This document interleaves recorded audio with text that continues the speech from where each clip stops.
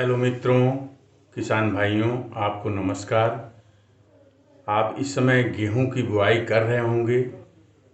कुछ किसान जो है कुछ परिस्थितियों बस कुछ कंडीशन में गेहूं समय से बुआई नहीं कर पाते हैं, तो उनके लिए कुछ समस्याएं हो जाती हैं कि कौन सा बीज खरीदें, कौन सा बीज न खरीदें, कौन सा बीज अर्ली है, कौन सा बीज लेट है। तो जो किसान लेट में बुआई करते हैं, खासकर 25 नवंबर के बाद जो बुआई करते हैं, उनके लिए पिछेती प्रजातियों का चयन करना चाहिए। तो ये सब कई चीज़ें हैं जो पिछेती गेहूं बोने के लिए जो है खास आपको ध्यान रखना है। तो आज हम उन्हीं बिंदुओं को आप लोगों को इंगित करेंगे, बताएंगे जो पिछेती गेहूं बोने के समय आपको ध्यान में रखना है। तो आप लोग वीडियो में अंत तक बने रहिए, जिससे मैं इस संबंध में जो भी बातें कह रहा हूँ वो आप अपने संज्ञान में लावें और अपने गेहूं की पिछेती गेहूं की पैदावार जो है बढ़ावें। सबसे पहले और आता है भूमि की तैयारी। भूमि की तैयारी में किसान पिछड़ जाते हैं क्योंकि धान का ठूंठ उसमें पड़ा रहता है, इस वजह से लेट हो जाता है। और तो धान के ठूंठ को सड़ाने के लिए आप जो है एक काम करिए कि पहले धान का ठूंठ खड़ा है उसमें आप जो है सिंचाई कर दीजिए, और सिंचाई करने के बाद जब ओट आवे उसी समय आप जो है यूरिया 20 किलोग्राम प्रति एकड़ जो है यूरिया आप डाल करके अगर आप जुताई कर देते हैं तो वो एक जो उसमें जो है उसी के साथ जो है ठूंठ जो सड़ जाएगा, और दूसरी जुताई जब करेंगे आप उसमें गेहूं आप आराम से बो सकते हैं। तो भूमि की तैयारी में आप समझिए कि चूंकि देर से बुआई आप कर रहे हैं, इसलिए बीज का जमाव थोड़ा समस्या आती है। इसलिए जमीन में आप जो है गोबर की सड़ी हुई खाद आप भरपूर मात्रा में डालिए, जितना डाल सकते हैं। प्रति एकड़ 1 टाली 2 टाली 4 कुंटल 6 कुंटल जितना भी आपका क्षमता है आप डालेंगे।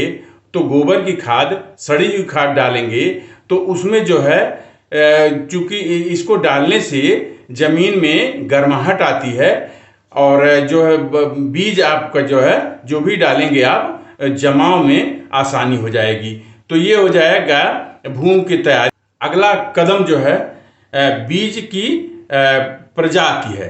तो सबसे पहले होता है बीज की प्रजाति में हम कौन सा बीज बोएं जो देर से बुआई में भी हमको अच्छा पैदावार दी जाए।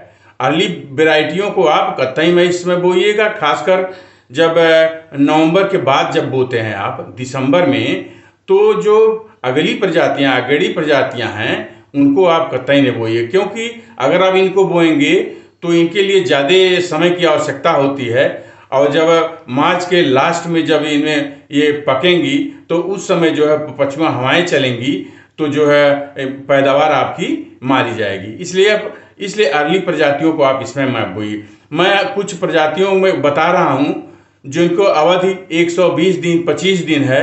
अगर आप नवंबर में या नवंबर के लास्ट में या दिसंबर में आप बोते हैं तो भी आपको पैदावार पर बहुत असर नहीं पड़ेगा, आपको अच्छा पैदावार मिल जाएगा। तो इसमें जो है सबसे पहले एक प्रजाति है करण वंदना DBW 187। ये भी करीब समझिए 120-25 दिन की है। अब इसकी पैदावार भी बहुत अच्छी मिल जाती है।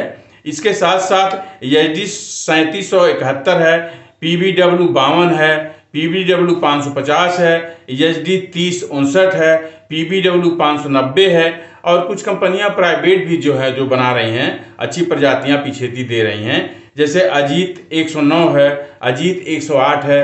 तो इन प्रजातियों को अगर आप 25 नवंबर या दिसंबर में आप बोते हैं तो भी आपकी पैदावार अच्छी मिल जाएगी।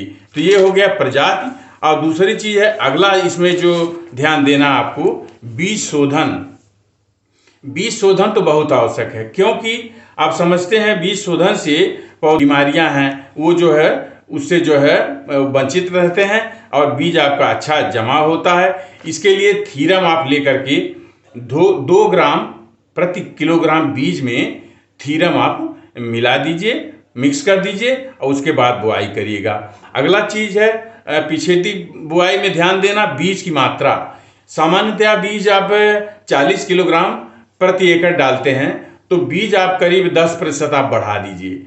10% बढ़ा देंगे तो आपको 45 किलो 50 किलो तक आप जो है एकड़ में आप बुआई करेंगे। तो चूंकि जो ठंडी की वजह से जर्मिनेशन कम होता है और इसीलिए बीज की मात्रा को बढ़ाना जरूरी होता है। तो आप करीब 50 किलोग्राम प्रति एकड़ बीज आप डालिए और ध्यान रहे कि खेत में नमी पर्याप्त हो। अगर खेत में नमी पर्याप्त नहीं होगा तो जो है जर्मिनेशन बीज का कम होगा, जिससे पैदावार पर असर पड़ेगा। और बीज की मात्रा हमने बता दिया। अगला है स्पेसिंग। जैसा कि अब हमने बताया कि लेट बुआई में जो है पौधों में जर्मिनेशन कम होता है, इसलिए स्पेसिंग अगर आप लाइन से बुआई करते हैं तो सामान्यतः 22 से 23 सेंटीमीटर आप जो है लाइन से लाइन की दूरी होती है। लेकिन लेट सोइंग में अगर करते हैं तो उसमें आप इनके बीच की दूरी आप घटा दीजिए 15 से 18 या 20 सेंटीमीटर। 15 से 18 सेंटीमीटर बहुत बेहतर रहेगा लाइन से लाइन की दूरी अगर आप कर देते हैं तो पैदावार आपका कवर कर लेगा। जो पैदावार उससे कम होता है उसको ये कवर कर लेगा। तो अगली चीज है बीज की गहराई। चूंकि ठंड का मौसम होता है और बीज का जर्मिनेशन कम होता है, इसलिए सामान्यतः गेहूं जो है, गेहूं की बीज 5 से 6 सेंटीमीटर आप गहराई बोते हैं। लेकिन इसमें जो है आप थोड़ा गहराई कम कर दीजिए, 3.5 सेंटीमीटर 3 सेंटीमीटर गहराई अगर आप बीज को बोते हैं तो ज़्यादा से ज़्यादा जर्मिनेशन होगा।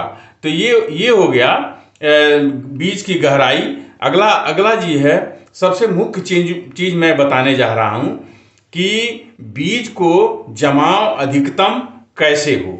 इसके लिए मैं बता रहा हूं, इसमें प्राइमिंग किया जाता है। वैज्ञानिकों ने प्राइमिंग के बताए हैं। इसमें जो है कि कैसे ज़्यादा से ज़्यादा बीज आपका जर्मिनेट करे। तो उसमें जो है बीज को आप 8 घंटा पानी में भिगो दीजिए। पानी में भिगो देंगे तो जब निकालेंगे आप तो देखेंगे उसमें जो है हल्का हल्का जो है उसमें वो जो है स्प्राउटिंग हो जाएगा।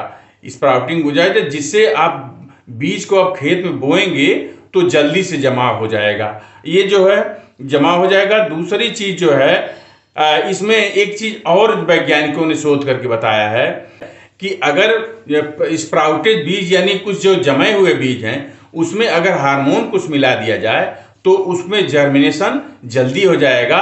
और अगली कड़ियाँ जैसे टिलरिंग है, जॉइंटिंग है या फूल आने की स्थिति है, वो जो है आपका उसका ड्यूरेशन जो है पहले आ जाएगा। इससे आपके पैदावार पर बहुत अच्छा पड़ेगा। तो इसके लिए आता है इंडोल एस्टिक एसिड आप डाल सकते हैं, या जो स्प्राउटेड बीज है जो हल्का फुल्का जो पानी से निकालने के बाद जो स्प्राउट कर गए हैं बीज, उसमें जो है जिंक सल्फेट थोड़ा सा छिड़क दीजिए। 1 ग्राम आप समझिए कि 5 किलोग्राम बीज में, या सोडियम सल्फेट आप जो है अगर आप छिड़काव कर देते हैं तो जो बीज में जो एम्ब्रियो होते हैं वो सक्रिय हो जाते हैं और जर्मिनेशन जल्दी होता है। इसके साथ साथ आपका जो है फसल की अवधि जो है वो कम हो जाएगी और आपका टिलरिंग स्टेज और जॉइंटिंग स्टेज जो गांठें निकलती हैं और आपका फ्लावरिंग स्टेज और उसके साथ साथ पकने की अवधि भी वो कम हो जाएगा, जिससे आपका पैदावार जो है काफ़ी प्रभावित नहीं होगा। अगर आप चिकनी मिट्टी में गेहूं बो रहे हैं उसमें 0.2% जिप्सम अगर मिला देते हैं तो वो जो है स्प्राउटिंग अच्छा होगा उसमें, और जल्दी ये आपके बीज जो जमा होगा और आगे कड़ियाँ भी जैसे टिलरिंग है या जॉइंटिंग है ये सब भी जल्दी आएंगे। उनके बीच की जो समय कम हो जाएगा और पैदावार आपको अच्छा मिलेगा। एक चीज़ मैं और बता दूं कि जिंक सल्फेट अमूमन डालते हैं, लेकिन कुछ किसान जो है कोताही बरतते हैं, नहीं डालते हैं। तो अगर आप लेट सोइंग करते हैं तो जिंक सल्फेट आप निश्चित रूप से डालिए। ऐसा करने से जो बीज हैं आपके वो जल्दी जर्मिनेट करेंगे। जैसा हमने बताया है वो जो है हार्मोन का काम भी करता है, जिससे बीज जो है जर्मिनेट होते हैं। तो ये सब चीज़ें रहीं जो हमने बताया कि पिछेती गेहूं आप बोते हैं, इसमें कौन कौन सी सावधानियां बरती जाएं। अगर इन बातों को आप ध्यान में रखते हैं तो निश्चित रूप से जो पिछेती आप गेहूं बो रहे हैं उसमें पैदावार तो स्वाभाविक कम होता है, लेकिन इन सब क्रियाओं को आपको करने से पैदावार आपका कम प्रभावित होगा और आपको देर से बोने पर भी अच्छी पैदावार मिलेगी। और इसी के साथ मैं यहीं पर वीडियो अपना समाप्त कर रहा हूं। आपसे अनुरोध है कि मेरा YouTube चैनल उन्नत खेती ज्ञान को सब्सक्राइब कर लें और अपने मित्रों को भी शेयर करें। और मेरा फेसबुक पर भी पेज है उन्नत खेती ज्ञान, को आप फॉलो करें और अपने मित्रों को भी शेयर करें, बेल आइकन दबा दें, जिससे मैं जो भी वीडियो बना रहा हूं समय से आपके पास पहुंच जाए और उसका लाभ उठाएं। आपको नमस्कार, धन्यवाद।